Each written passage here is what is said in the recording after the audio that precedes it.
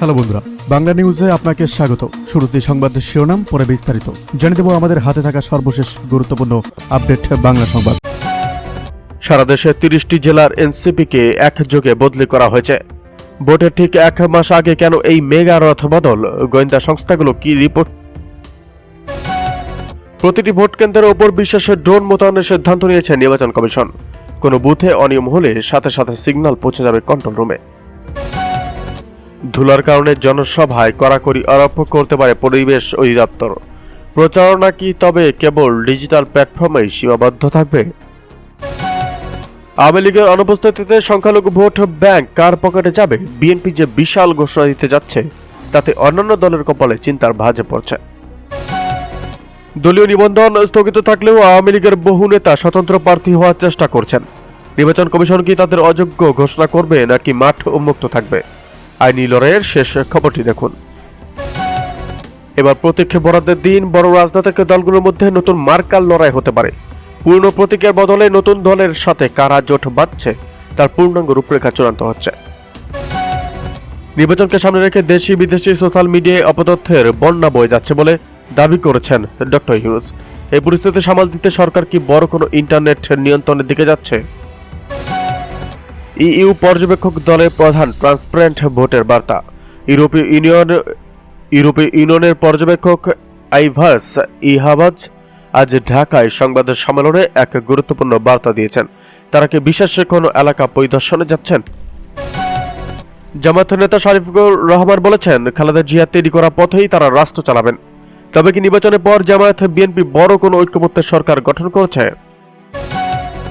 আগামী 12 ফেব্রুয়ারির গণভোটে যদি জনমত সংস্কারের বিপক্ষে যায় তবে অন্তর্বর্তী সরকারের স্থায়িত্ব নিয়ে আইনি জটিলতা তৈরি হতে পারে। ডক্টর ইউনূসের টিমের ব্যাকআপ প্ল্যান আছে কি? রিটার্নিং কর্মকর্তার আচরণ আমাদের চিহ্নিত করছে, বললেন চরমনায় পীর। সার্বিক পরিস্থিতি বিশ্লেষণে সুষ্ঠু নির্বাচন করার মতো কাঙ্ক্ষিত মানের লেভেল প্লেইং ফিল্ড বিদ্যমান নেই বলে মন্তব্য করেছেন ইসলামী আন্দোলন বাংলাদেশের আমির চরমনায় পীর মোহাম্মদ সৈয়দ মোহাম্মদ রেজাউল করিম। তিনি বলেন, কোন কোন রিটার্নিং কর্মকর্তার আচরণ আমাদের চিহ্নিত করছে। শনিবার রাজধানীতে দলের কেন্দ্রীয় কার্যালয়ে অনুষ্ঠিত এক বৈঠকে এসব কথা বলেন ইসলামী আন্দোলনের আমির। পরে দলটির পক্ষ থেকে পাঠানো এক সংবাদ বিজ্ঞপ্তিতে এ তথ্য জানানো হয়। নির্বাচনের জন্য লেভেল প্লেইং ফিল্ড নিশ্চিত করা জরুরি উল্লেখ করে ইসলামী আন্দোলনের আমির রেজাউল করিম বলেন, লেভেল প্লেইং ফিল্ড একটি বহুমাত্রিক বিষয়। মাঠ পর্যায়ের কর্মকর্তাদের মনোভাব, ঝোঁক ও প্রবণতা নির্বাচনের লেভেল প্লেইং ফিল্ডে প্রভাব বিস্তার করে, কিন্তু সার্বিক পরিস্থিতি বিশ্লেষণে সুষ্ঠু নির্বাচন করার মতো কাঙ্ক্ষিত মানের লেভেল প্লেইং ফিল্ড বিদ্যমান নেই।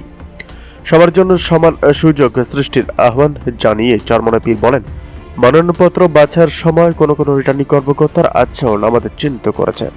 আমরা এখনো আশাবাদী যে সরকার সকলের জন্য সমান সুযোগ সৃষ্টি করবে, সকলের জন্য সমান আচরণ করবে।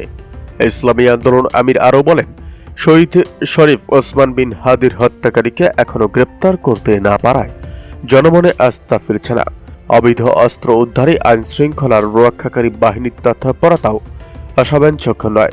আশা করি সরকার অবৈধ অস্ত্র উদ্ধারে গুরুত্ব দেবে, আইন শৃঙ্খলা পরিস্থিতি উন্নতিতে কার্যকর। এদিকে ইইউ নির্বাচন পর্যবেক্ষক দলের সাথে গণ অধিকার পরিষদের বৈঠক। আসন্ন ত্রয়োদশ জাতীয় নির্বাচনে ইউরোপীয় ইউনিয়নের নির্বাচন পর্যবেক্ষক দলের প্রতিনিধির সঙ্গে গণ অধিকার পরিষদের বৈঠক অনুষ্ঠিত হয়েছে। বুধবার সন্ধ্যা 6টায় হোটেল ইন্টারকন্টিনেন্টালে এই বৈঠক অনুষ্ঠিত হয়। ইউরোপীয় ইউনিয়নের নির্বাচন পর্যবেক্ষক দলের প্রতিনিধি হিসাবে উপস্থিত ছিলেন রাজনৈতিক বিশ্লেষক মার্সেল নাগি। গণ অধিকার পরিষদের পক্ষ থেকে উপস্থিত ছিলেন দলের সভাপতি নুরুল হক নূর, সিনিয়র সহসভাপতি ফারুক হাসান, উচ্চতর পরিষদের সদস্য আবু হানিফ, শাহিদুল ইসলাম ফাহিম ও রাইবুল হাসান।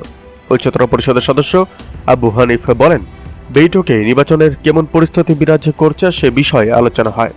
এ সময় তারা গণ অধিকার পরিষদের নির্বাচন ইস্তেহার কি, জনগণ কেন গণ অধিকার পরিষদকে নির্বাচন ভোট দেবে, গণ অধিকার পরিষদ প্রার্থীরা জনগণকে কি মেসেজ দিচ্ছে এসব জানতে চান।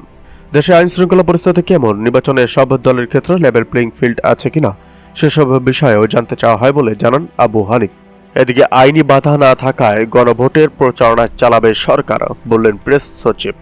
প্রধান উপদেষ্টা প্রেস সচিব শফিকুল আলম জানিয়েছেন, আইনি বাধা না থাকায় গণভোটের প্রচারণা চালাবে সরকার। রোববার রাজধানী ফরেন সার্ভিস একাডেমিতে সাংবাদিকদের তিনি একথা জানান। প্রেস সচিব জানান, প্রধান উপদেষ্টা প্রফেসর মোহাম্মদ ইউনূসের সঙ্গে সাক্ষাৎ করেছেন ইউরোপীয় ইউনিয়নের নির্বাচনের পর্যবেক্ষক মিশনের প্রধান পর্যবেক্ষক ইয়াবুস। রবিবার রাষ্ট্রীয় অতিথি ভবন যমুনায় এর সাক্ষাৎ অনুষ্ঠিত হয়। সাক্ষাৎকালে প্রধান উপদেষ্টা বলেছেন, ভোটের জন্য অন্তর্বর্তী সরকার ক্যাম্পেইন করছে ও করবে এবং এ বিষয়ে সচেতনতা তৈরি করবে। এ বিষয়ে অন্তর্বর্তী সরকার আইনি পরামর্শ নিয়েছিল এবং এ টপ লিগ্যাল এক্সপার্টরা লিখিতভাবে জানিয়েছেন, অন্তর্বর্তী সরকার ভোট চাইতে এই বিষয়ে কোনো আইনি প্রতিবন্ধকতা নেই। প্রধান উপদেষ্টা বরাত দিয়ে প্রেস সচিব জানান, আমাদের প্রধান উপদেষ্টা ইউরোপীয় ইউনিয়নকে আশ্বস্ত করেছেন আগামী নির্বাচন এবং গণভোট খুব সুচারুভাবে সুসম্পন্ন হবে। এদিকে বাগেরহাটে একযোগে 12 এনসিপি নেতাকর্মীর পদত্যাগ। বাগেরহাটে জাতীয় নাগরিক পার্টির 12 নেতাকর্মী একযোগে পদত্যাগ করেছেন। রোববার দুপুরে বাগেরহাট প্রেস ক্লাবে এক সংবাদ সম্মেলনের মাধ্যমে তারা তাদের পদত্যাগের ঘোষণা দেন। পদত্যাগকারীদের মধ্যে রয়েছেন বাগেরহাট সদর উপজেলা এনসিপির প্রধান সমন্বয়কারী মোহাম্মদ আলী হোসেন ও যুগ্ম সমন্বয়কারী কাজী মাহফুজুর রহমান সহ